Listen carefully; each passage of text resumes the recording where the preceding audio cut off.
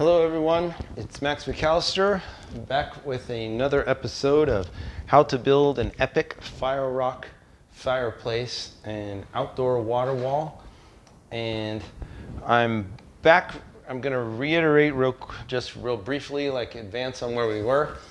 We have done all of our site preparation. We've created a base foundation of 2 layers of CMUs, cinder blocks basically, for our fireplace. We've added extra thickness around our structure, and this dimension that I created in here was the dimension of the base plate for the FireRock fireplace, which is actually this piece. I don't know if you can see this here. It'll make more sense as it starts to go. They supply you a base piece, and so here's some more photos kind of what this all looks like. Remember, these are wood boxes on each side where we'll use wood storage. It's completely symmetric in every way. This is the FireRock kit. That is everything you need for the most part. There's a second pallet that comes with mortar, the fire bricks, which are special bricks to line the hull of the fireplace. And in my case, I wanted extra height for the chimney, so there was the stones for that. So here's some funny photos. I, all along the way, made my fiance pose as if she were Vanna White as we completed each various sections. Again, hard, horrific, dirty work. This poor woman went through hell. I can't begin to describe, but this was a project she wanted, so I told her if she put up the money that I would do the work, and so this is what we got.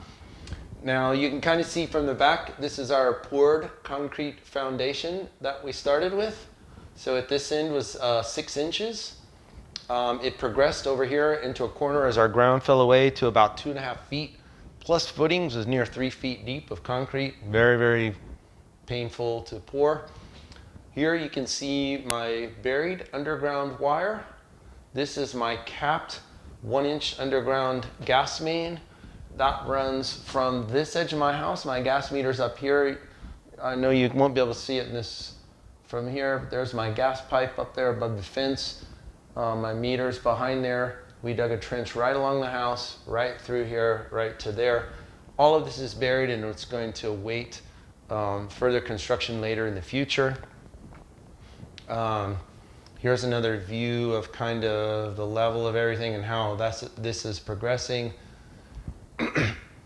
Everything's drying and curing here on the backyard. And I've begun construction of the core box of the FireRock fireplace.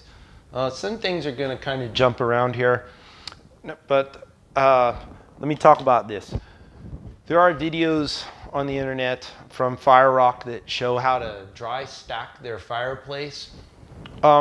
It's probably a worthwhile exercise, particularly if you're not very handy, not used to building and assembling things, for you to kind of see how the pieces fit. I was pretty comfortable with this, looking at the pieces in my mind, so I didn't do any dry stacking assembly.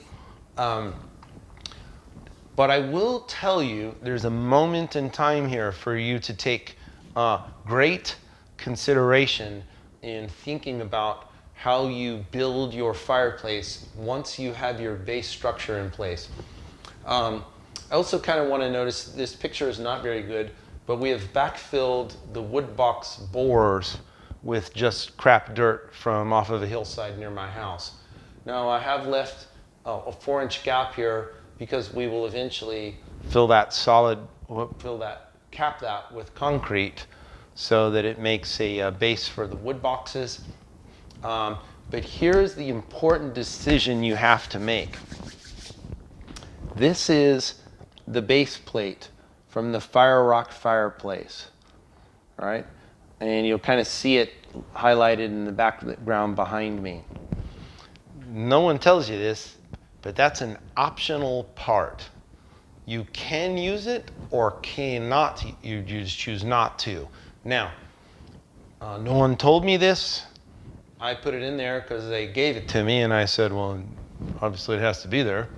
But it does not. Now, in the end, I am very happy I put it there. You might not want that. And let me tell you what happens.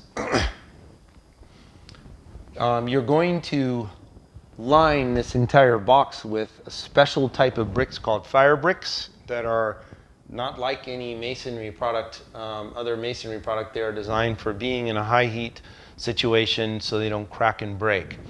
Now, this, you're going to put the fire bricks on the floor in that so it comes up. So what you have to decide is when you lay your cap blocks, your stone, your actual stone work onto your base, do you want the fireplace to lay smooth and flush with that, which some people do with your hearth, right? Do you want it to be smooth, level, and flush out of the fireplace? You can do that. In our case, we have this step up. And what we did is we cut Tennessee field stones and we left them kind of just slightly above the level of the fire bricks inside.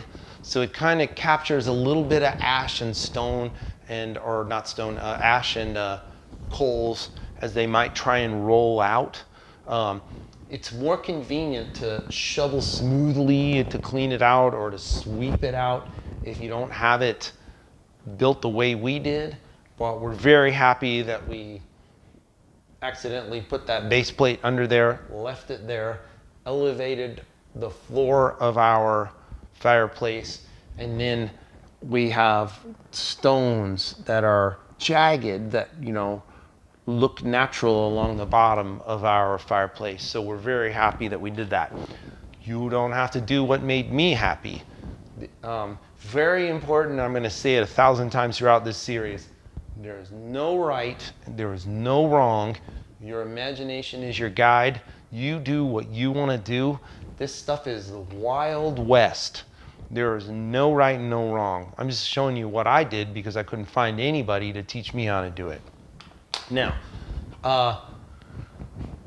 you can do this. They supply you with a special kind of mortar for the fireplace. You want to use it. Simple mixing instructions are on it. You use it lavishly. Under this base plate, you're going to take time to try and level the base plate. I think you will be shocked at how crude FireRock fireplace pieces are. I mean, they are crude, kind of crappy stuff compared to just a modern cinder block, which is kind of perfect in every direction on every side. This stuff is kind of rugged, jagged. Pieces of it will just kind of crack a little bit or fall off. So if you're a weirdo perfectionist like me, you're going to find it to be pretty damn crude. But this is engineered approved, UL listed, blah, blah, blah, blah, blah, blah. It's got every rating in the world for it that says it's safe. Now, not only are these used for outdoor fireplaces, this is what's lining fireplaces in basically every home in America. I mean, this is the stuff. The only difference is they'll have a flue here. On an outdoor fireplace, you won't have a flue. It has the guts, it has the lips inside the rim of the concrete to put a flue, but you have no use for one outside. It doesn't matter. What you will want to do, and I'll show you later, is cap your fireplace to keep rain from pouring in and making a big mucky mess out of all your logs and ashes. All right, so now, what would I do? If you had limited time, I would only build to here, these first 3 courses up, because these pieces get a little different from here. I built all this in a night, and it worked out fine. No reason not to. I would definitely never go higher than this on the first night, and I think FireRock kind of recommends the same thing. What happens is, hard to see in this picture, but some of the pieces are slanted. They overlap, and interlock is not a good word because they don't really lock in any way. They overlay each other is a better way to describe it. So there's mortar holding this stuff, but this all stacks up and interlocks nicely to here. Once you turn here and you start doing angles, things are kind of gooey, if you will. You can, squish them and a piece will kind of ooze out here or there. So you kind of got to keep going around it, trying to find the best average. Once you turn here and start going up, nothing lines up really, really good anymore. And you'll find that in the end, FireRock doesn't care. And this isn't something anyone's ever going to see. And they know that. So basically, you would just slather mortar all over this to cover it and make it smooth, almost like stucco. So where their stuff is just crude, you will end up covering that up with mortar and such, okay? So let's proceed. So there's stage one of that, what that looks like. Here's that box and everything I did up to there. And this is just sitting right on that poured concrete base that I made for it. Everything's scraped and smooth. Again, shade, gotta have the shade. Don't forget about the shade, you're gonna want it. It's also gonna protect what you're working on. Hey, pretend it rains in the middle of the night. You want it to rain on your fresh mortared project. This is all just simple stuff that you gotta have. Here's some more pieces to the FireRock stuff that we'll use in the future. But there's my box. It's completed. Now it's kind of daylight. You can see how we backfilled the wood boxes with dirt there. And you can kind of see the turned corners. This is where I mortared around the joints. And again, they tell you to be liberal with the mortar. Once you place all the stuff and everything oozes, you're going to want to scrape away. Just watch videos on how masons work. Once everything is set and it's all perfect, they go through and they scrape every surface and make everything smooth and nice. They don't leave too much mess behind. All right, this was a second day's work, okay? So I went and from here started stacking on. Now, again, the project pieces, while you can lay them and interlay them, I'm not going to use the word lock because they do not lock. As you interlay them, they go on, and as you put weight on them, again, they'll start to slip away sometimes or ooze or shift. So you got to constantly run around with a heavy rubber mallet. You're tapping and whacking constantly. Rubber mallet's going to be one of the tools you use incessantly. Okay, tap and whacking, tap and whacking, tap and whacking. Now, pieces are going to hang out a quarter of an inch here or a quarter of an inch there. It's not just, it's going to look like a mess to you. That's just the caliber of what's delivered from FireRock. It is what it is. Again, because they know you're never going to see it. These two angled sections, this is a cap. It's just a big square with a circle in it. It has a raised boss on it, and that's where you're going to start stacking your chimney pieces. For me, I knew that I was going to be coming up the side with more CMUs, so I used some brick straps in here. So a brick strap is this kind of wavy little piece of metal about 6 inches long by 1 inch wide, and you just jam it into the mortar and leave them hanging out. And that way, when you start stacking using concrete, I was going to use cap blocks along the side. They'll have something else to grip onto as the concrete sets. It's just another weight-bearing strap. I mean, they cost $3 for 50 of them, so it's crazy not to jam them in there. Use them as you need. If your blocks don't line up just right, you'll pound it up flat, just pound it up vertically and smash it completely flat against the metal, the metal against the block.